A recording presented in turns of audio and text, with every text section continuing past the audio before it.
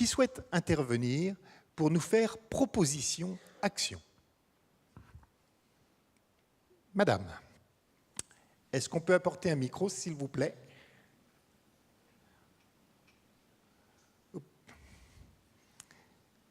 Je suis prêt à donner un de mes micros, bien entendu.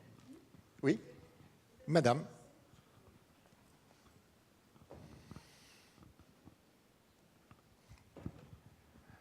Vos propositions. Bonjour, madame. Bonjour, je m'appelle Tamara Rivel, je suis architecte et adjointe à l'urbanisme et à l'aménagement de la ville de Carcassonne. On a des préoccupations très importantes et j'ai pu comprendre, et je voulais vous remercier pour le contenu de ces journées qui sont très très riches et qui vont nous permettre d'aborder l'aménagement de nos villes avec un nouveau regard et avec des perspectives affinées. Je me préoccupe, moi, et je trouve un peu dommage qu'il n'y ait pas eu des représentants du monde agricole. Parce que les grands paysages dont on a entendu parler ici, ce sont les grands paysages et les jardins et leur relation à la ville, mais dans les métropoles et dans des départements extrêmement ruraux comme le département de l'Aude et comme les départements de tout le sud de la France, mais plus largement aussi sur le territoire français, les écrivains du paysage sont les agriculteurs. Et je trouve dommage qu'il n'ait pas eu le droit à la parole aujourd'hui, ou du moins de les sentir plus associés aux réflexions que vous menez et qui sont fort intéressantes. Le département de l'Aude, l'écrin de vigne dans lequel se situe un des patrimoines mondiaux les plus connus à travers le monde, la cité de Carcassonne, ce sont les écritures fines de land art qui existent depuis des générations sur nos territoires. Et il se trouve que les agriculteurs perdent année après année, nos viticulteurs perdent année après année une surface équivalente à un département chaque année. Quels seront les jardiniers de nos paysages, de nos grands paysages demain? Moi, je pense que c'est un chantier sur lequel on a besoin d'avoir matière chez nous, dans nos villes provinciales. Je vous remercie beaucoup, madame, pour cette interpellation. Michel. Oui, je vais vous répondre. Je connais très bien Carcassonne parce que j'y suis né. Et puis, j'ai une famille qui est toujours une famille de viticulteurs. Et j'ai pu observer, enfin nous on est à Béziers aujourd'hui, mais la déprise agricole, les dégâts de la déprise agricole, du manque de culture aussi des édiles locaux qui ont laissé faire un étalement urbain, enfin, comme partout en France d'ailleurs. Il a été question de beaucoup d'agriculture. Il n'y avait peut-être pas des agriculteurs, il y avait quand même des acteurs essentiels du monde agricole, et je pense à nos amis les pépiniéristes. Ça c'est très important. Il a été beaucoup question des agriculteurs qui sont déjà des acteurs forcément des nouveaux jardins, notamment dans les couronnes périurbaines. On sait comment on commence à amener à partir du jardin, quelquefois, de la petite exploitation agricole, comment on conduit des expériences à l'échelle des métropoles. On a beaucoup parlé, on a beaucoup parlé du lien, au fond, de la ville à l'agriculture, au paysage de la campagne, en fait, la campagne dans son ensemble. Et cette ville qui n'a pas su, pendant des années, regarder cette campagne, qui n'a fait que récupérer des terres pour s'étaler. Ça a été un sujet essentiel, bien sûr. Oui. On retrouve la notion de l'élargissement du cercle, les interrelations, et on voit bien que le jardin, évidemment, est une affaire qui aujourd'hui intéresse, implique, concerne un cercle de plus en plus large d'acteurs et de citoyens, dont les agriculteurs, qui souhaitent faire proposition, chantier. Alors, monsieur Delbar, hop, on va vous apporter un micro. Il chemine vers vous. Oui, je crois qu'on a parlé, mais peut-être pas très longuement. Et après, monsieur Miolan. De la formation horticole et de la pauvreté de cette formation à l'heure actuelle, parce qu'il y a à la fois peu de candidats, enfin, c'est ce que j'ai entendu, et peu de débouchés. Et ça me ramène à penser à la valeur ajoutée. Alors que ce matin, j'ai entendu dans Savoir et savoir-faire un autre écho. Il est en train de se développer de la valeur ajoutée au niveau des gens qui réfléchissent, concepteurs, architectes, paysagistes, etc., que j'ai découvert, alors que je pensais être de la filière, je ne connaissais pas cette valeur ajoutée. Il y a beaucoup de matière grise qui est mise à ce niveau-là. Et je pense que si on veut que la formation évolue, il faut que cette matière grise descende et aille jusqu'au premier stade de la formation, du compagnonnage des jardiniers. Il y a une dévalorisation de ce métier, au premier stade en tout cas, et c'est grave parce qu'il n'y a pas de valeur ajoutée, il n'y a pas de culture, et ce sont quand même ces jeunes qui seront, il ne faut pas simplement des concepteurs, des ingénieurs, c'était brillant ce matin, mais si on avait pu voir l'autre bout du problème, la situation aurait été peut-être plus inquiétante. Merci beaucoup, monsieur. Monsieur Miolan, vous voulez prendre la parole et après, vous, monsieur. Monsieur Miolan. Oui, donc Patrick Miolan, président de Promo Jardin et puis secrétaire du bureau du Pacte pour le Jardin. On travaille tous ensemble. Moi, je voudrais tendre la main à Valor, tout simplement, en disant que moi, j'ai défendu hier, par exemple, la position des jardiniers privés. On a entendu, et Michel l'a très très bien dit tout à l'heure, qu'il y a un vrai problème qui se pose au niveau de ce qu'on appelle aujourd'hui ici le périurbain. Moi, je dis, réunissons-nous, travaillons ensemble pour qu'on se comprenne déjà. Quelle est la position, quelle est l'envie, quel est le besoin de toute cette population? On représente quand même les jardiniers amateurs, aujourd'hui, pratiquement un Français sur deux. Enfin, pas un Français, un ménage sur deux. On est 14,5 millions de jardins. Donc, c'est pas rien du tout. Ça peut pas se gommer d'un trait de concepteurs paysagistes. Mais en revanche, je pense que ces gens-là qui réfléchissent au territoire ont beaucoup de choses à proposer, à dire et pour l'avenir. Et donc, travaillons ensemble. Voilà ce que je dis. Merci, monsieur Miolan. Monsieur. Oui, si on peut apporter le micro, s'il vous plaît, à monsieur.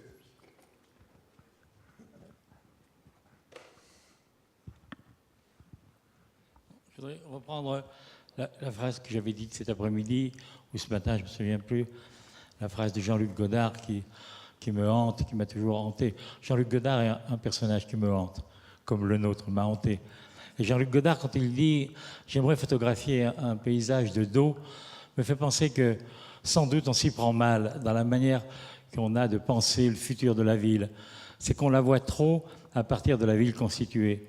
C'est-à-dire que tous les savoirs sont concentrés sur les savoirs de la ville constituée. Et qui manquent, par exemple, dans nos réflexions, et notamment, je m'étonne toujours de l'espèce d'inimitié entre les paysagistes et les géographes, par exemple. Pourquoi les paysagistes et les géographes ne se parlent-ils pas, alors qu'ils ont tellement de choses à se dire?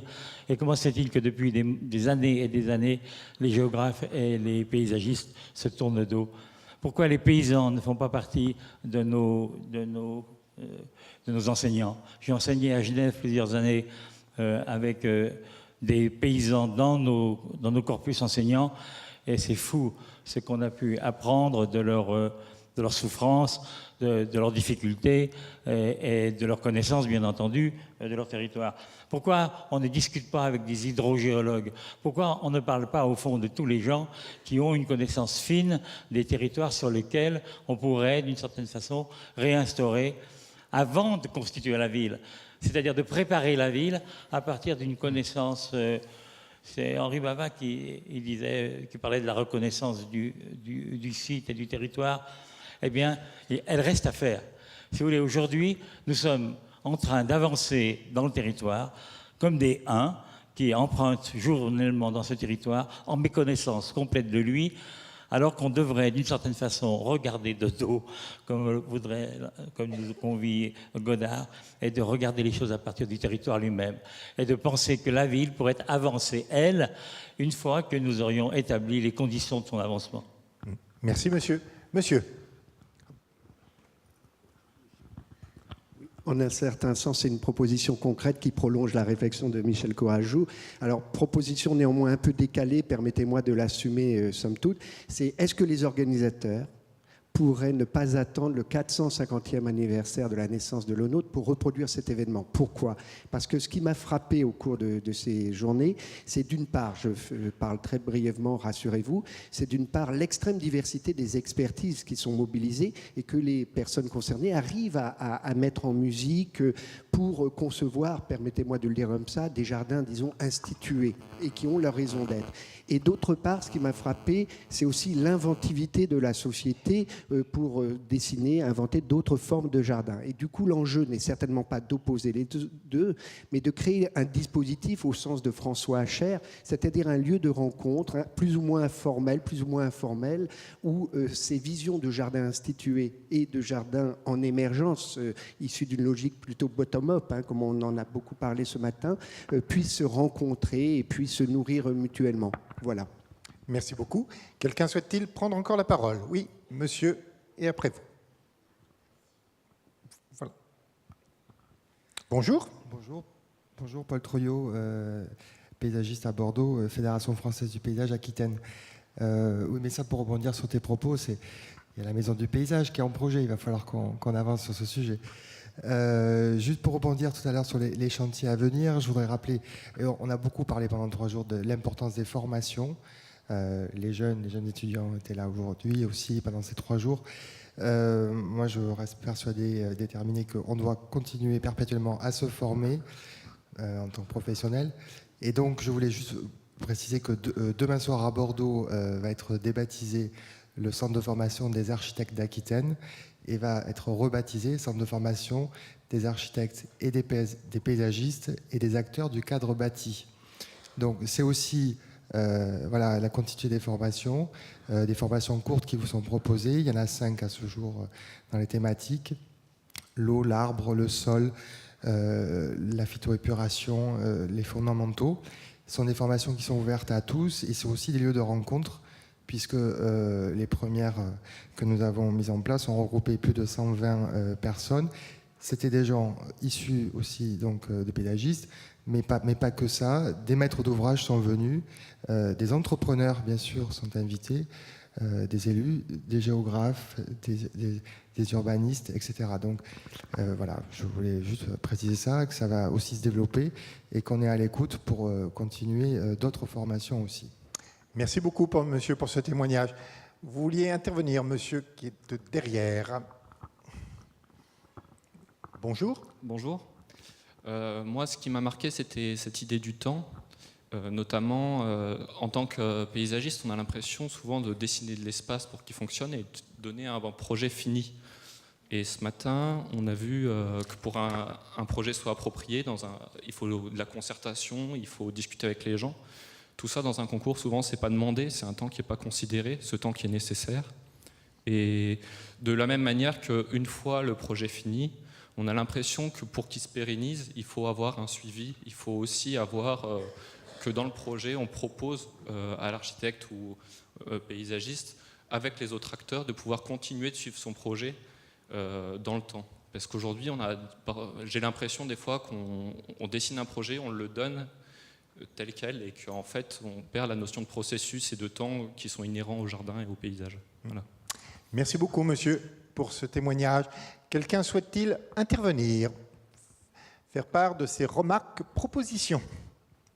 Oui, monsieur.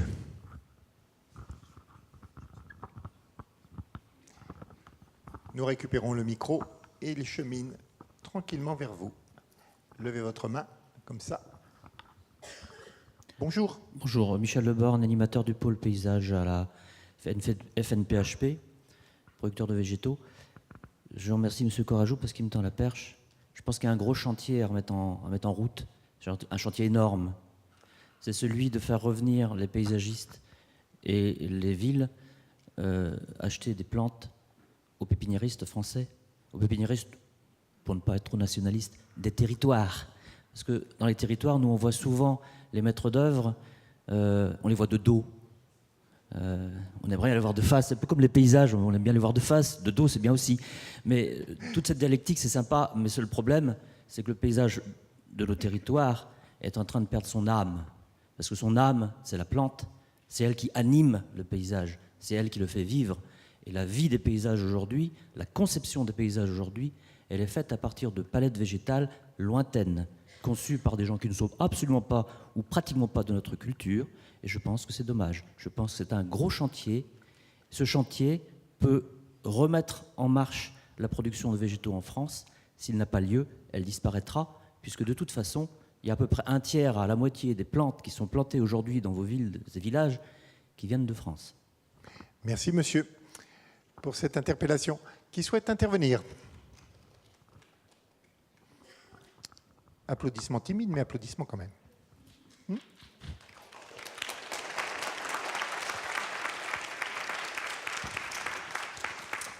Applaudissements vigoureux. Monsieur.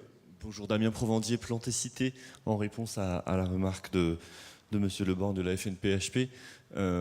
J'en profite pour vous parler d'un projet de marque collective porté avec la Fédération nationale des conservatoires botaniques dans le cadre de la stratégie nationale biodiversité, donc soutenue par le ministère de l'écologie et avec le cofinancement de l'interprofession Valor. Il s'agira d'une marque, d'un cadre de marque collective pour justement pouvoir produire des végétaux d'origine locale, donc avec toutes les questions qui se posent justement dans cette question d'approvisionnement local, donc plutôt pour de la flore indigène, mais il s'agit certainement d'une nouvelle commande, et donc l'offre et la demande pourront être cadrées autour de cette marque qui sera opérationnelle en 2014 pour les producteurs, que j'invite à se rapprocher de moi-même pour plus d'informations. Merci de cette information. Quelqu'un souhaite-t-il encore intervenir? Oui, monsieur.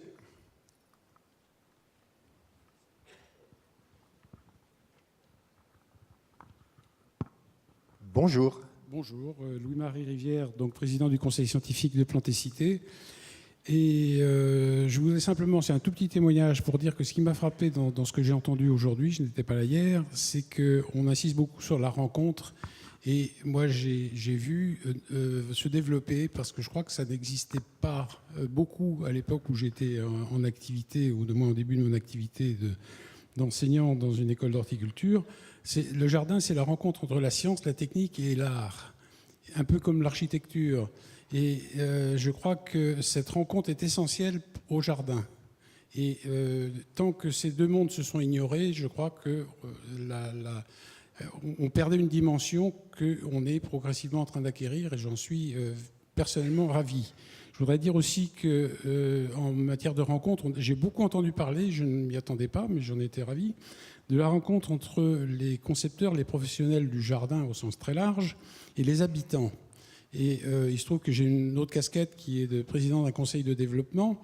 Et je dois dire que je voudrais simplement dire que la démocratie participative, la rencontre avec les habitants, ça se construit. Là aussi, c'est pas de l'improvisation. Et on ne peut pas se contenter de dire on consulte les habitants. Il faut mettre en place des techniques, mettre en place des outils, mettre en place des structures pour que cette relation avec l'habitant soit véritablement une relation construite. Merci, monsieur. Quelqu'un souhaite-t-il prendre la parole? Pas d'autres remarques? Pas d'autres commentaires? Hop, à ce stade-là. Oui. Bonjour, madame. Bonjour. Moi, je souhaitais faire part de mes réflexions qui sont totalement différentes. Quel est votre nom? Je m'appelle Valérie Boulet et je suis propriétaire d'un jardin privé. Donc, en fait, je ne fais pas du tout partie ni des pépinières, ni du monde des pépinières, ni du monde des collectivités. Et en fait, ce que je voulais vous dire, c'est qu'il est possible aujourd'hui de faire un jardin en France depuis une vingtaine d'années qu'avec des pépiniéristes français, que ce soit Adeline, Dupont, Traverse, enfin pas mal de pépiniéristes français. Il est possible de faire travailler des gens, moi je travaille beaucoup avec des fils d'agriculteurs, parce qu'on parle le même langage, on s'adapte aux conditions climatiques, on s'adapte aussi aux horaires, et c'est tout à fait possible. Et ce que je voulais vous dire, c'est qu'on peut le faire avec des moyens qui sont bien moindres que ceux que vous avez. Et j'ai été très étonnée au cours de ces journées, parce que voilà, je trouve que vous avez beaucoup de chance d'avoir autant de possibilités de vous exprimer, et je pense que vous devriez un petit peu, peut-être aussi, je ne sais pas, j'ai vu par hasard votre colloque et par la SNHF, et je pense qu'il faudrait que plus de propriétaires privés puissent venir à ces rencontres pour apporter aussi leur témoignage. Comme disait monsieur, en tant que journaliste, on est beaucoup en France à jardiner, à petite ou moyenne ou plus grande échelle, et nos témoignages sont différents et pourraient aussi permettre de dialoguer avec vous, puisqu'on travaille, moi je travaille avec la mairie, mais de façon à ma petite échelle, à moi. Voilà. En tout cas, on a eu la chance de vous écouter. Merci, madame. Quelqu'un souhaite-t-il encore intervenir ?